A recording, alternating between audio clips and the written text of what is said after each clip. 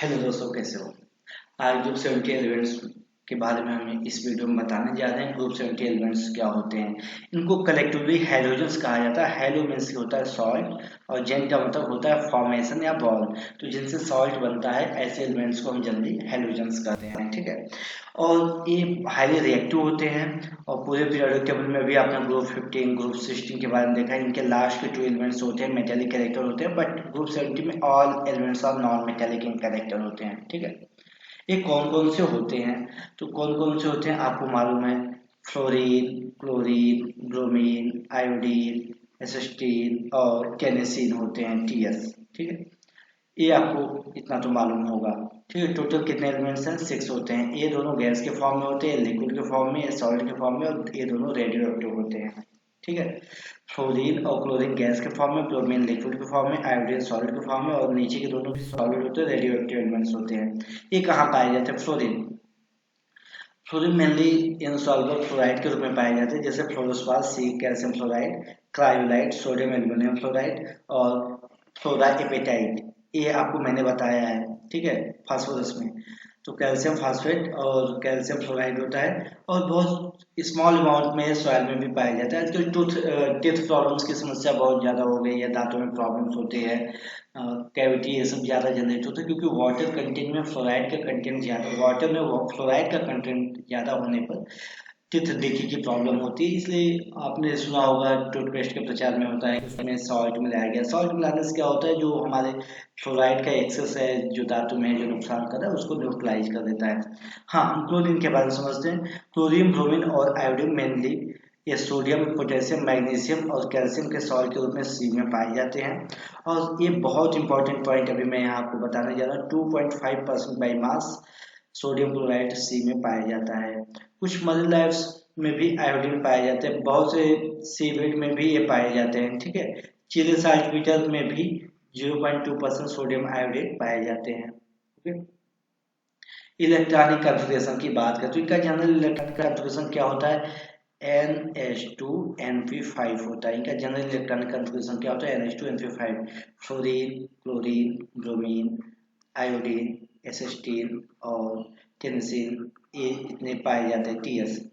इसका कैसे आपको इनका एटॉमिक नंबर फाइंड करना है, 8, 18, 18, 32, 32, ये आपको ऐड करके फाइंड करने हैं। फ्लोराइड के फ्लोरीन कितने होते हैं, 9, 8 ऐड करो कितने होंगे, 17, 18 ऐड करो कितने होंगे, 35, 53, 32 ऐड करो कितना होगा, 85 एंड 117। ये हो गया। इनका इलेक्ट्रॉनिक कॉन्फ़िगरेशन फाइंड करने के लिए हमने आपको बताया था 1, 2, 3 एंड 4। फर्स्ट में S होता है, P में P और S होता है, 3 में D, P और S होता है, फोर्थ सेल में क्या होते हैं, F पाए जाते हैं, D पाए जाते हैं, S पाए जाते हैं, ठीक है। एक ऑर्बिटल में कितने नंबर ऑफ इलेक्ट्रॉन होते हैं, 2, तो 2 यहाँ पर लिखो। अब क्या बनेगा, स्क्वायर, स्क्वायर का मतलब 2 बार लिखना है, S S P S P S D P S D P S F D P S F D P S, ये हो गया। S का काउंटिंग 1 से शुरू करना, P के काउंटिंग 2 से शुरू करना, D के काउंटिंग 3 से और F का काउंटिंग 4 से शुरू करना। 1, 2, 3S, 4S, 5S, 6S, 7S and 8S।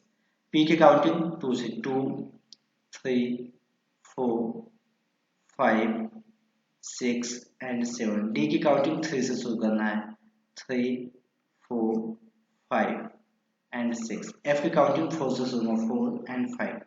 General हम मान लो एसिस्टीन का लेते हैं, तो इसका क्या होगा, इसका 2s2 होगा, 2p5, 3s2 3p5, 4s2 4p5।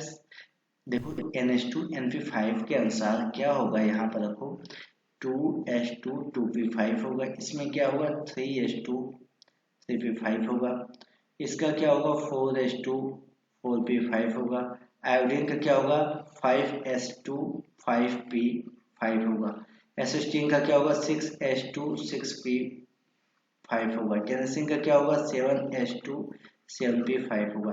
हमें मान लो इसका आयोडीन एसिस्टीन का निकालना है, तो हमें क्या मिला 6s2 6p5। तो 6p कहाँ पर है, देखो 6p5 और 6s2 इसके पहले का जितना है सब में मैक्सिमम इलेक्ट्रॉन, डी में मैक्सिमम 10, एफ में मैक्सिमम 14, पी में 6, डी में 10, एस में 2, पी में 6, डी में 10, एस में 2, पी में 6, एस में 2, ऐसे आपको सब में यहाँ पर फिल करना है। ठीक है, पी में 6 आप काउंट करोगे तो 85 इलेक्ट्रॉन्स आ जाएंगे। जनरल इलेक्ट्रॉनिक कॉन्फ़िगरेशन बाकी सबका आप ऐसे ही आप नोट डाउन करते रहना। ओके, हम नेक्स्ट स्लाइड पर आते हैं। इनकी अगर एटॉमिक प्रॉपर्टी की बात करें तो एटॉमिक एंड आयनिक रेडियाई की बात करें, ठीक है, तो हाइड्रोजन स्मॉलेस्ट एटॉमिक रेडियाई होता है उसके पीरियड में, जिस पीरियड में होता है उसमें स्मॉलेस्ट इनका एटॉमिक साइज होता है। ऐसा क्यों होता है? Due to maximum effective nuclear charge ENC की वजह से, इफेक्टिव न्यूक्लियर चार्ज की वजह से। ठीक है, टॉप टू बॉटम जाने पर एटॉमिक रेडियाई इंक्रीज होता है इनका। हाइड्रोजन हैव स्मॉलेस्ट रेडियाई, ठीक है, ये ध्यान देना। अब हम इसकी बात करते हैं आयोनाइजेशन एंथैल्पी की। आयोनाइजेशन एंथैल्पी सबसे ज्यादा पूरे पीरियोडिक टेबल में सबसे ज्यादा हाइड्रोजन की होती हैं, जिस पीरियड में होते हैं उसमें भी इनका सबसे मैक्सिमम होता है। ठीक है, इनका हाई होता है, सबसे ज्यादा तो 0 ग्रुप का होता है। इनका हाई आयोनाइजेशन एंथैल्पी होता है एक इलेक्ट्रॉन को गेन करने के लिए, ठीक है, एक इलेक्ट्रॉन निकालने के लिए। तो क्या होता है? Due to increase in atomic size ionisation enthalpy decrease down the group, ये जनरल ट्रेंड है। इलेक्ट्रॉन गेन एंथैल्पी यहाँ बहुत इंपॉर्टेंट है। टॉप टू बॉटम जाने पर इलेक्ट्रॉन गेन एंथैल्पी डिक्रीज होता है। टॉप टू बॉटम यानी फ्लोरीन क्लोरीन की बात कीजिए, क्लोरीन से लेकर TS तक जाने पर क्या होता है? इलेक्ट्रॉन गेन एंथैल्पी डिक्रीज होता है। लेकिन ध्यान देना, फ्लोरीन की इलेक्ट्रॉन गेन एंथैल्पी कम होती है क्लोरीन से। ऐसा क्यों होता है? क्योंकि फ्लोरीन की साइज छोटी होती है। फ्लोरीन की साइज छोटी होने के कारण इलेक्ट्रॉन डेंसिटी इसमें ज्यादा होती है।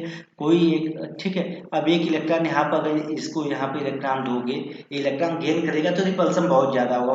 क्लोरीन की साइज बड़ी होने के कारण इलेक्ट्रॉन डेंसिटी फ्लोरीन के रिस्पेक्ट में कम होगा, इसलिए यहाँ पे electron inter electronic repulsion minimum होगा। So electron gain enthalpy of chlorine is more than fluorine होता है, ऐसा आपको याद होना चाहिए। हम नेक्स्ट स्लाइड पर देखते हैं। इलेक्ट्रोनेगेटिविटी की बात होती है तो जो जिस पीरियड में होते हैं उस पीरियड में मैक्सिमम इलेक्ट्रोनेगेटिविटी हैलोजेंस की होती है, और टॉप टू बॉटम जाने पर डाउन द ग्रुप जाने पर क्या होता है? इलेक्ट्रोनेगेटिविटी डिक्रीज होता है। और बहुत important, fluorine is the most electronegative elements in the periodic table. अब इसके फिजिकल प्रॉपर्टी की बात करें, जैसा मैंने पहले बताया, फ्लोरीन और क्लोरीन गैस होते हैं, ब्रोमीन लिक्विड होता है, आयोडीन सॉलिड होते हैं, और बाकी जो अदर एलिमेंट्स होते हैं वे रेडियो एक्टिव होते हैं। रेडियो एक्टिव सॉलिड होते हैं। इनका मेल्टिंग पॉइंट और boiling point top to bottom जाने पर इंक्रीज होता है due to increase in atomic mass.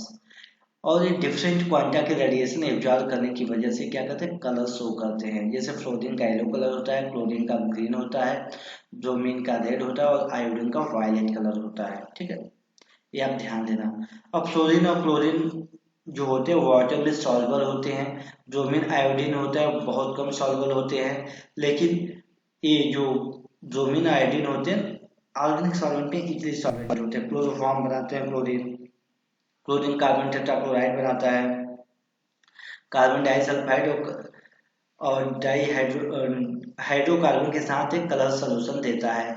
Fluorine की बात करें तो फ्लोरीन का जो bond dissociation energy F bond की एनर्जी होती है, ये कम होती है किससे? क्लोरीन से। ठीक है, ऐसा क्यों होता है? क्योंकि फ्लोरीन का साइज छोटा होता है, दोनों पास होते हैं, तो इंटर इलेक्ट्रॉनिक रिपल्सन ज्यादा होता है। फ्लोरीन में आउटर मोस्ट में अभी बॉन्ड बना लिया, 6 इलेक्ट्रॉन्स होंगे फ्लोरीन में, ठीक है, ऐसे 6 इलेक्ट्रॉन्स होंगे।